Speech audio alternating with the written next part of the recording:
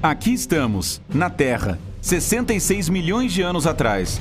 Este é um dos períodos mais quentes da história do planeta.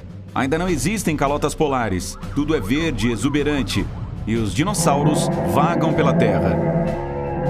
Saurópodes gigantes mastigam tranquilamente plantas floridas e árvores, com seus filhotes do lado.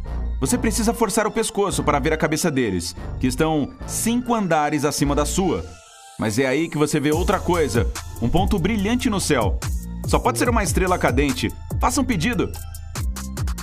Espere, a estrela está crescendo, ficando mais brilhante. Mal sabem os répteis gigantes que hoje marca o começo de uma das maiores extinções em massa da história da Terra. 3/4 da vida no nosso planeta serão eliminados. E vamos nos esconder aqui e assistir. 5 segundos antes do impacto. O meteorito abre um buraco na nossa atmosfera, como se fosse uma agulha furando um balão. A onda supersônica de choque começa a se espalhar pelo globo. Dá para ouvi-la do outro lado do planeta. Esse monstro que está caindo na Terra é do tamanho do Monte Everest, com pelo menos 10 quilômetros de largura e pesando 460 trilhões de toneladas. O meteoro está se aproximando, quente e rápido. A 20 km por segundo, ele está indo diretamente para a península de Yucatán, que hoje pertence ao México. Com essa velocidade, o objeto poderia viajar de Los Angeles para Nova York em menos de 4 minutos. Impacto. Esse asteroide do tamanho de uma montanha bate na Terra. Se isso tivesse acontecido em outro lugar, a vida no planeta seria totalmente diferente hoje.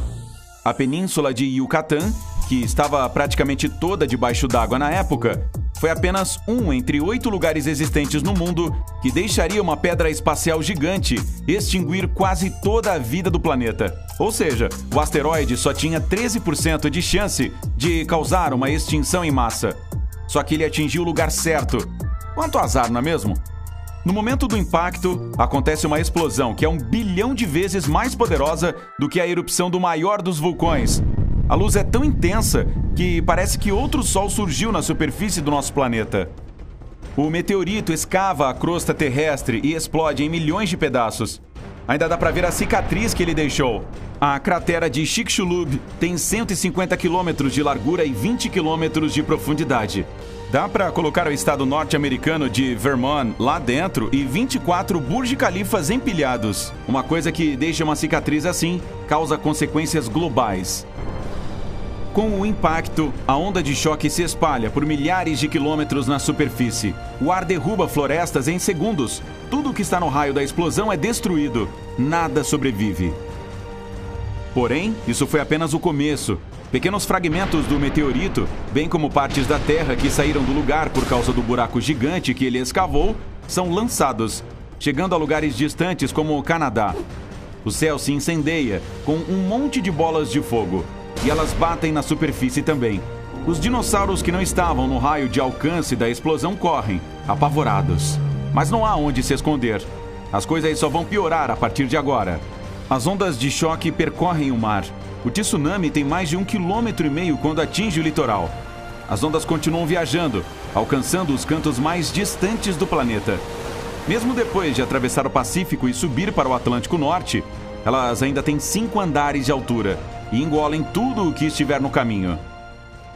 Além do fogo e dos tsunamis gigantes, a Terra treme por causa dos piores terremotos da história.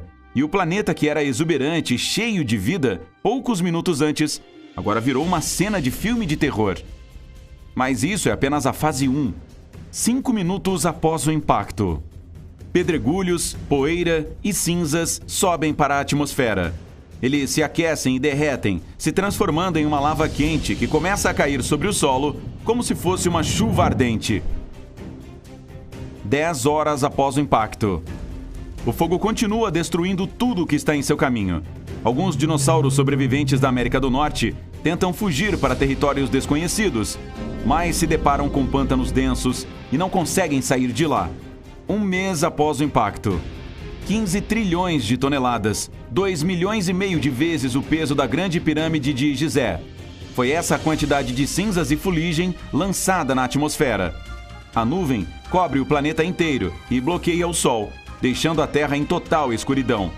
As plantas sobreviventes não conseguem fazer fotossíntese. Os níveis de oxigênio caem. Qualquer animal que ainda esteja vivo acaba morrendo por falta de ar. No entanto, a pior consequência foi a extinção do fitoplâncton. A cadeia alimentar do oceano começa a entrar em colapso, como um castelo de cartas. Muitos animais marinhos perdem sua principal fonte de comida. Os animais terrestres que conseguiram sobreviver também não encontram nada para comer. Não há plantas para os herbívoros e, em breve, não haverá herbívoros para os carnívoros comerem. E para completar, tem a chuva ácida. O meteorito de Chicxulub atingiu um lugar onde existe muito enxofre. O calor do impacto vaporiza esse gás tóxico quase que instantaneamente. Ele se mistura ao ar da atmosfera e as chuvas ácidas caem sobre o planeta inteiro. Os mares se tornam tóxicos. E se algum ser vivo ainda conseguir sobreviver a tudo isso, terá a sua vida ceifada pelo frio. Com o Sol bloqueando, a bola de fogo em que nosso planeta se transformou começa a resfriar. O que restou depois? As plantas tiveram mais sorte que os animais. Sementes e pólen conseguiram sobreviver a todo esse tempo difícil. E a primeira a pintar o planeta carvão de verde são as samambaias. O vento carrega suas sementes, salpicando-as terra afora durante mais de 10 anos. Depois, vêm as palmeiras. As novas plantas produzem oxigênio e alimentam pequenos mamíferos. Dos répteis, só as tartarugas e antigos ancestrais de crocodilos conseguem sobreviver à temperatura e acidez das águas do planeta. Surpreendentemente, alguns dinossauros parecidos com pássaros resistem também.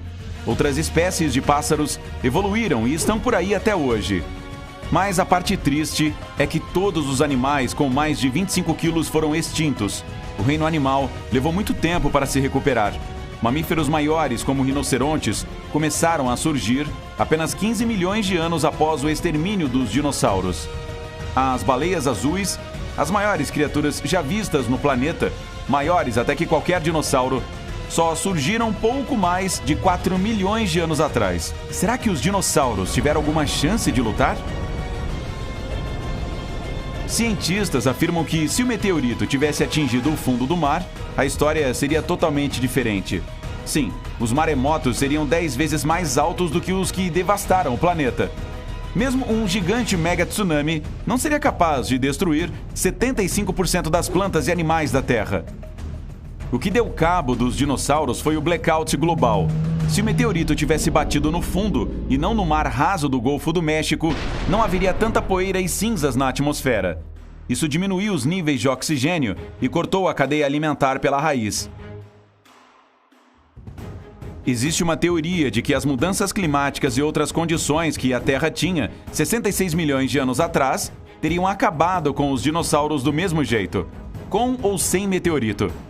Poderia ser a erupção de um supervulcão, cuspindo grandes quantidades de enxofre e cinzas na atmosfera. Então, talvez o meteorito tenha apenas acelerado as coisas. Agora, vamos falar sobre uma dúvida mais interessante. Será que os humanos conseguiriam sobreviver ao impacto daquele meteorito? Naquela época, sem chance, obviamente. Mas e se alguma coisa assim acontecesse agora? Temos inteligência e tecnologias avançadas. Enchemos o cosmos de sondas e satélites, então saberíamos se algum meteoro estivesse vindo em nossa direção. Ele não nos pegaria de surpresa. Talvez precisaríamos nos esconder debaixo do solo para fugir da onda de explosão e dos tsunamis. E seria necessário ter comida suficiente para pelo menos um ano. Ah, e não esqueça do papel higiênico. Com uma preparação adequada, a humanidade poderia sim sobreviver.